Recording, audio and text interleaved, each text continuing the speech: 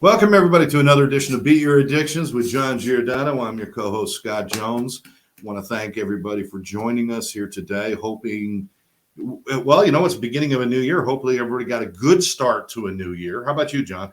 No, let me tell you something. If it gets any better, it's scary.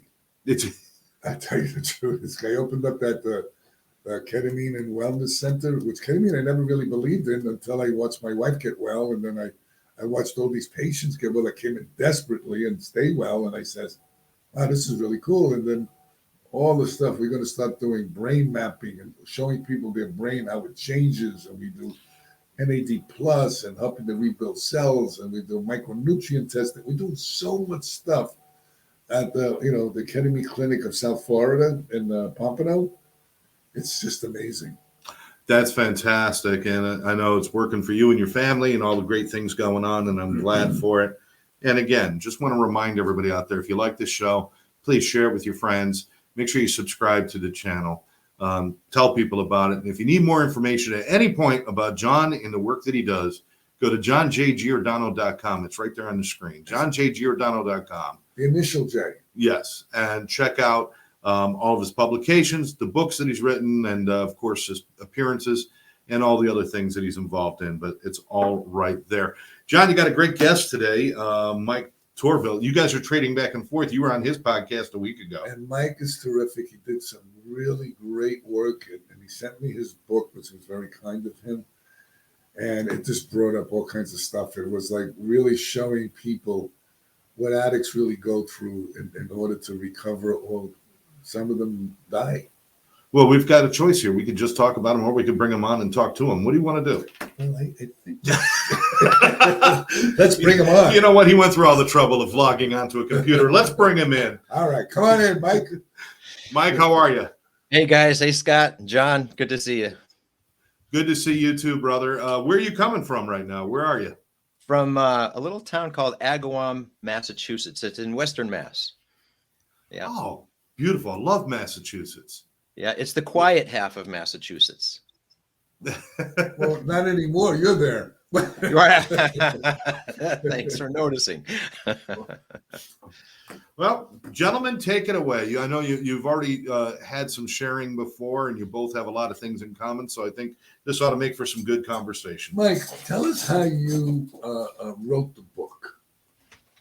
Well, the First book's of all, called... Let's go by what's the name of the book, the title, and everything, and all this other kind of stuff. Sure. The title of the book is called Voices from the Fallen, and this is it right here, Voices from the Fallen. And it is, I didn't intend to write it. And I think this is the case with a lot. Sometimes things evolve, and you find yourself in a position where I felt compelled to write this book. And here's why. We did a movie a couple years ago called The Jack Jonah Story. Jack Jonah was a 19-year-old. He was one of my best friend's sons who died of a heroin overdose. And I've gotten to be friends with a few people in the movie industry. Jason Campbell, he did a movie about a previous book I had written. That book is called A Promise to Astrid. And we had done a movie about that. Dean Cain, the actor, was in it. And I got to be friendly with them. So anyway, I was talking to the producer, Jason Campbell. I said, you do all these movies about internet safety and family things. And why don't you do a movie about heroin addiction? And let's talk about that because it needs to be talked about. And he said, sure, let's do it. So we did a movie in Western Massachusetts called Jack Jonah. And my friend Kirk Jonah, Jack's father, speaks at schools. He's a huge advocate. In fact, he started the Jack Jonah Foundation to provide information and awareness about opioid addiction. And I said, Kirk, you ought to put a little booklet together, when you do speaking at school, so the students have a takeaway, something in their hands, something tangible. Let's write a little booklet together, And as I started speaking with people about getting information, I was overwhelmed with people who have experienced this in their families. So many people in Western Massachusetts, I lost track now, 8, 10, 12 of my friends, people who I know from town whose sons have died from overdose. My best friend, under the influence of cocaine and alcohol, shot himself in the head.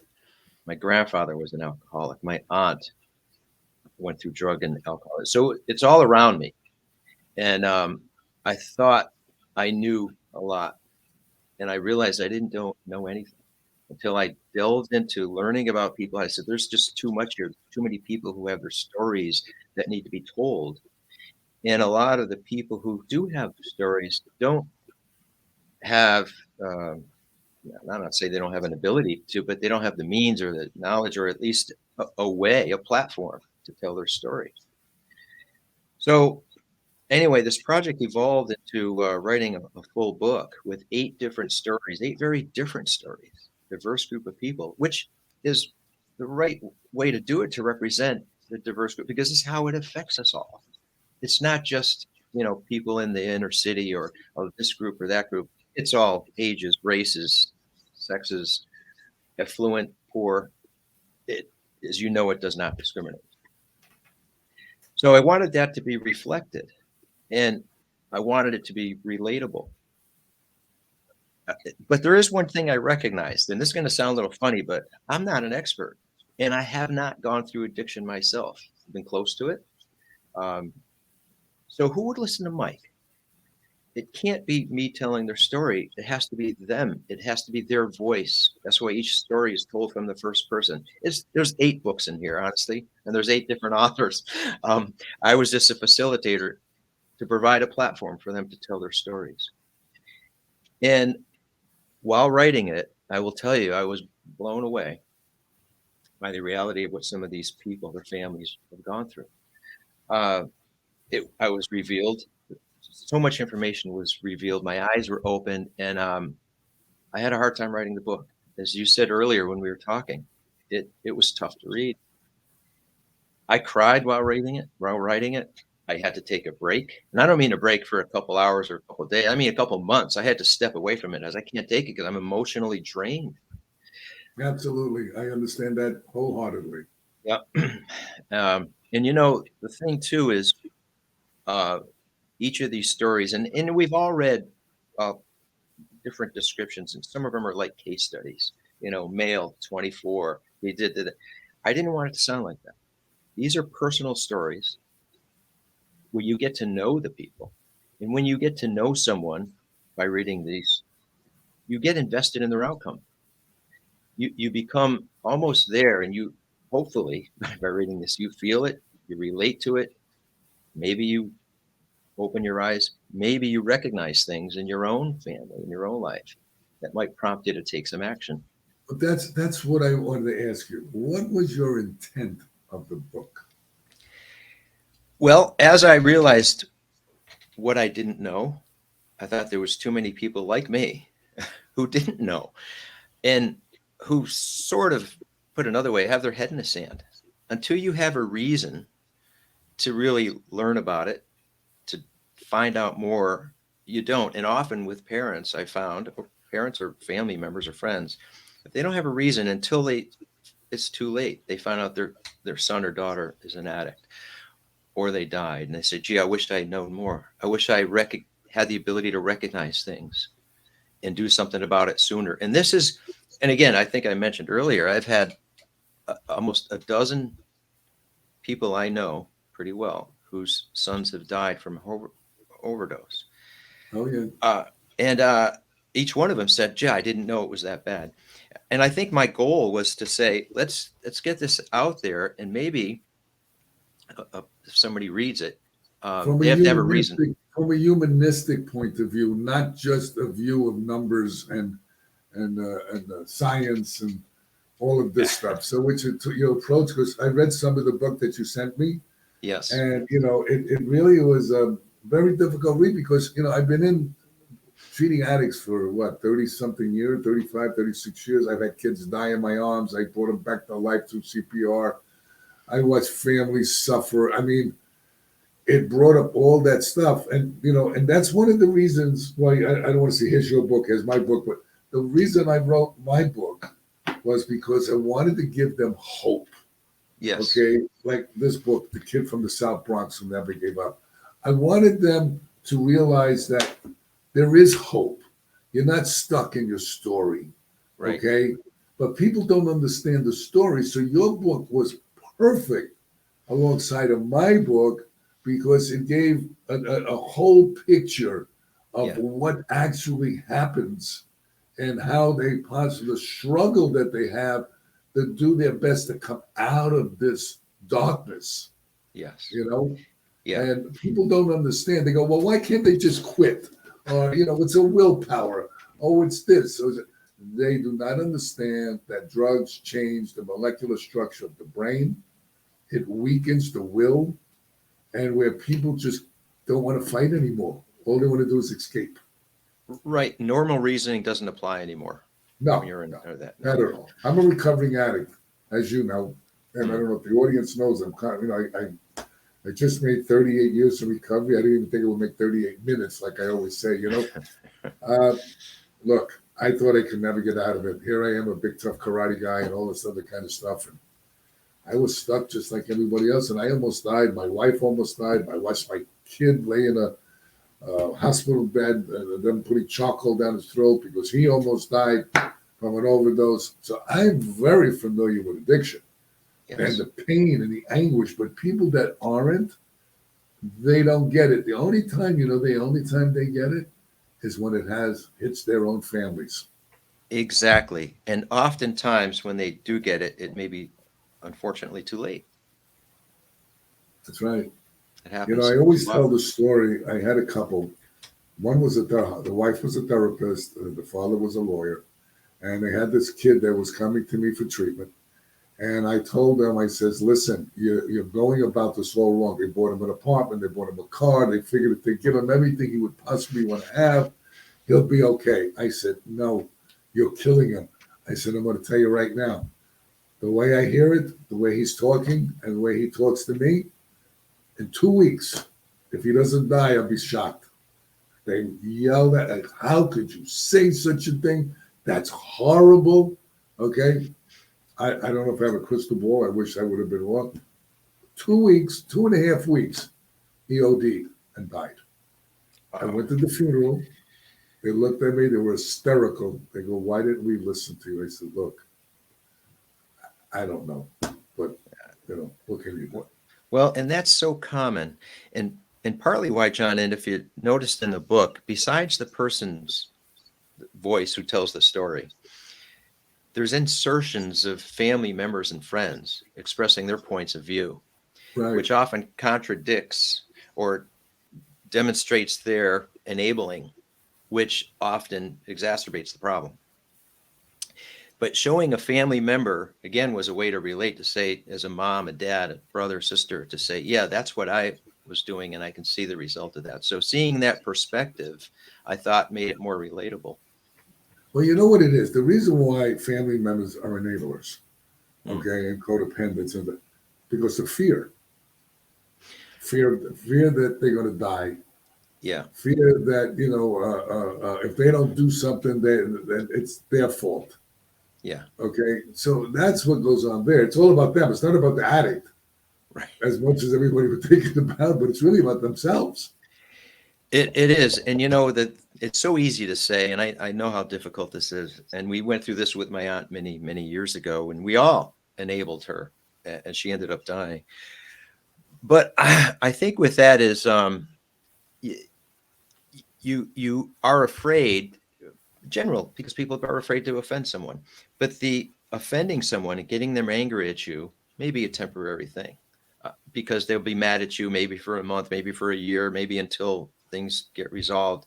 But in the end, I've heard so many stories that people said, "Oh, thank God you were rough on me," because being offended is temporary, but death is permanent.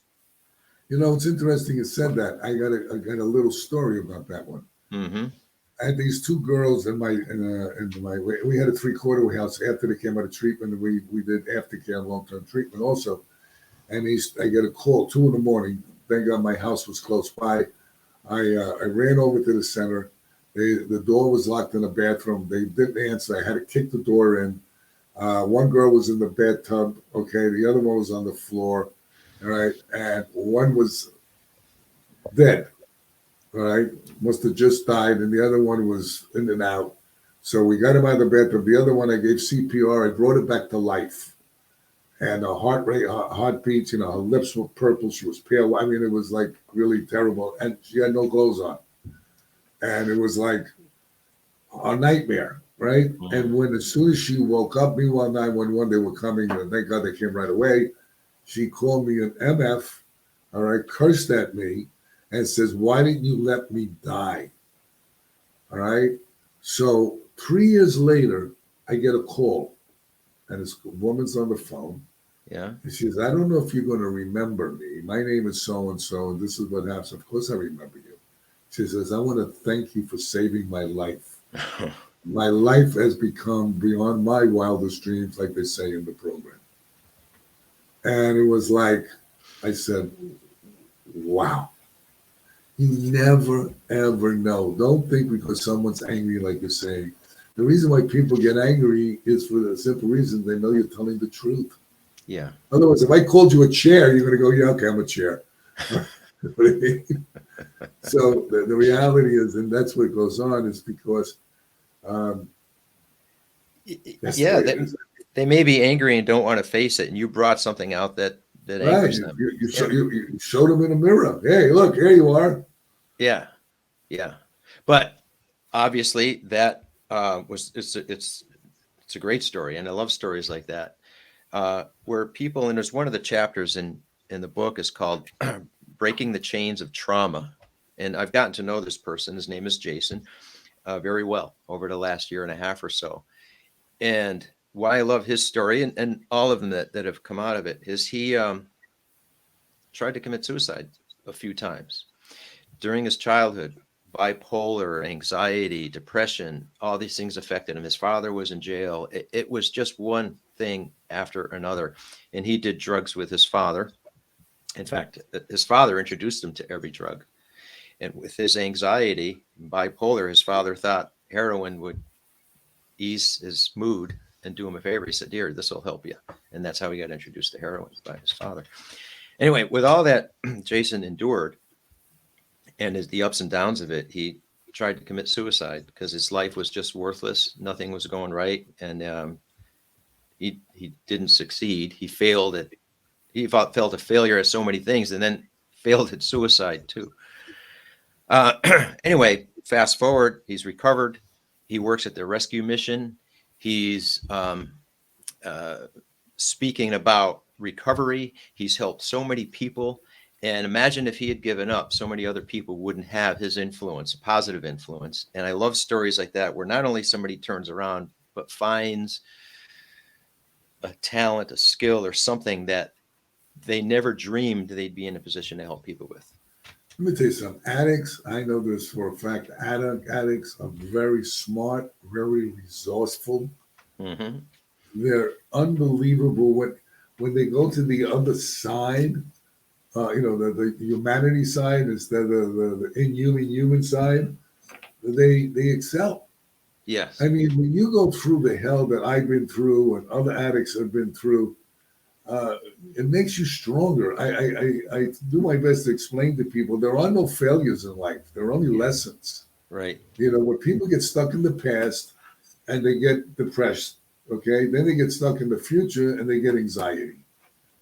And that's the problem. They don't live in the now. Right. And, right. there's, when I went to treatment, I didn't go because I needed help. I went because my family did an intervention on me and my mother said she wouldn't talk to me. And I said, I'll go take a break and get everybody off my back. And here I am, down the line. And that's why, like I said, I wrote the book, because you can explain to people about what it's like to be an addict. You can explain the perils that you go through, the deaths and all of this stuff. But okay, so how do I get out of this? Yeah. What do I do? People are desperate. They come to our clinic that I started, or even the treatment center that I had, G&G, to see the family so devastated. And so I know, see, I could talk to any family because I've been there with my family, with my children. I mean, I watched my wife lay in a hospital being intubated. There's a 50-50 chance that she was going to live or die. Wow. I mean, I know those traumas. Yeah. My father was a heroin dealer. He went to jail when I was a kid. I got molested. I mean, I've been through all this stuff. So I thought I was cursed, Mike. You know what I found out? I was blessed Yeah. because I can talk to anybody about, what do you want to talk about? Molestation? Okay, I got molested. Let's talk about that. Want to talk about people dying in your family? Okay, let's talk about that. Want to talk about your family? I always tell people that my family was like a mafia type family. Guess what? You have a hard time with your family? I'll loan you mine for a while. Let me know how you did. I make it simple. My uncle was a hitman. He killed like the caterer at my wedding because he insulted him. Yeah. I mean, look, trauma is a double-edged sword. You can take the trauma and turn around and help a lot of people, or you can take the trauma and just succumb to it and hurt yourself. Mm-hmm. All depends how you want to look. It's all about perception. And the perception that changed for you, you're a perfect example of that. When in 1980, what was it, 85? When you when I opened up my other treatment center. When you became sober, it was in the mid-80s. December 84, December 4th. December 84. At that time, could you in your wildest dreams have thought you'd be doing what you're doing today? If you would have told me this, Mike, no offense, I would have punched you in the face. Okay, thinking you're making fun of me. Right. I only did the 9th grade. I didn't even have a GED. I had nothing. I was totally insecure when it came to doctors and lawyers and all these different kinds of people. I felt less than. Now you would never know because I was a big tough karate guy. And you ever see that commercial where the person has a mask on, then they take it off and they're depressed? Yes. I was really insecure, but you would never know it in a million years. Yeah, you try to hide it. Yeah. So, of course, we're the greatest actors in the world, addicts, And the bottom line is that the stuff that I thought wouldn't work actually worked. And, I always tell addicts all the time, they say, well, I don't think that works. I said, let me ask you a question. How you doing with the way you're doing it?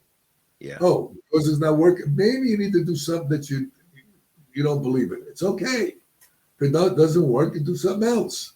Yeah. And they always say that 12-step programs don't work. I said, no, they work. You don't. Right. Exactly. I've heard that a million times. Yeah. They want recovery yesterday. Mm-hmm. Instant. Yep. I went to meetings. I didn't believe in them. Matter of fact, I stand up and say, listen, I won't even get high with you people. I was the nastiest guy you ever want to meet in your life because I was angry. Yeah. I didn't want to be there, but for some reason, I just kept going. Yeah. And it's like anything else. If you keep going to something, eventually it soaks in.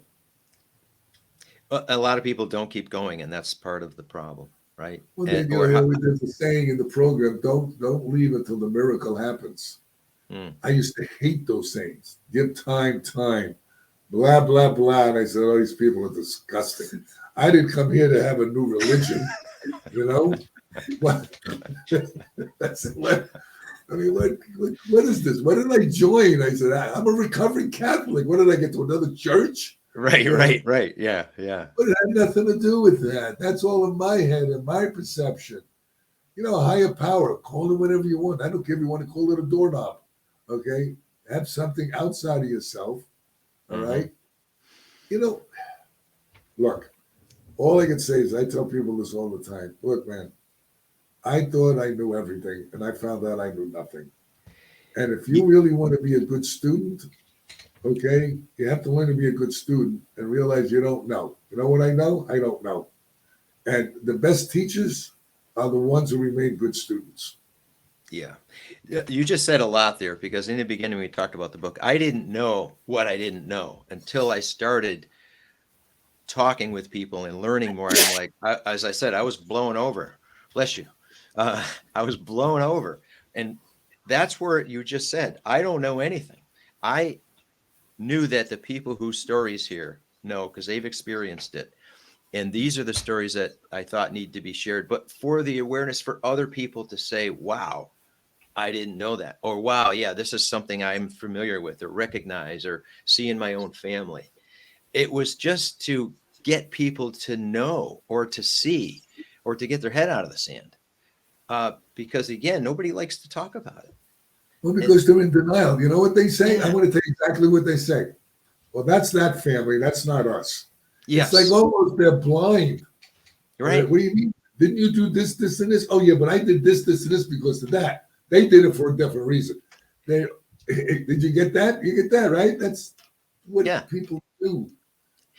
And with that too, what I also discovered, which if I bring it up, oh, what are you doing? Well, I'm writing a book about addiction. Oh, did you know my brother this, or did you know my son, everyone I spoke with, and I thought, Of course. I cannot find a family who's not directly affected because it's everywhere.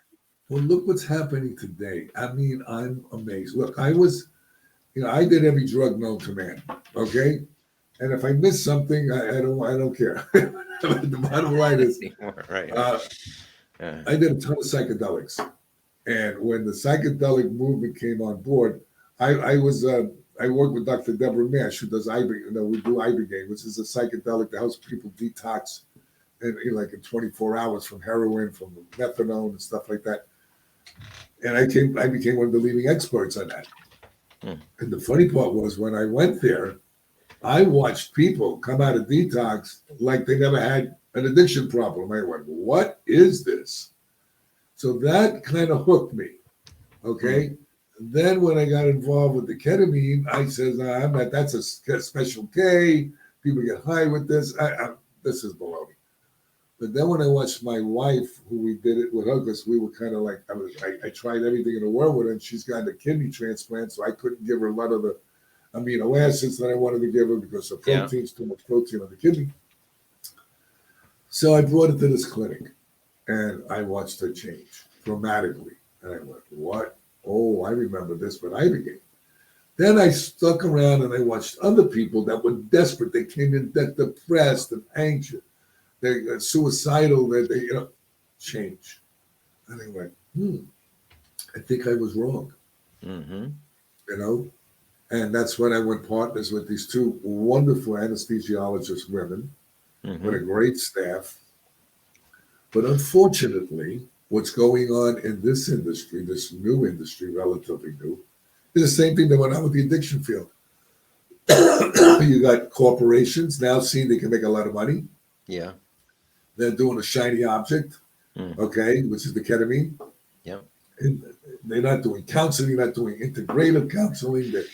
They're doing the same. I mean, they're not really doing it to really help people. It's all about money. Look, I'm not against making money, but my primary thing is to help God's kids. Yeah. And a lot of these places don't care about that. And that pisses me off. Yeah. And often it can be one-dimensional where it don't address, it could be nutrition, the spiritual side of things. Right. Mental. We do all of that. See, that's what I do.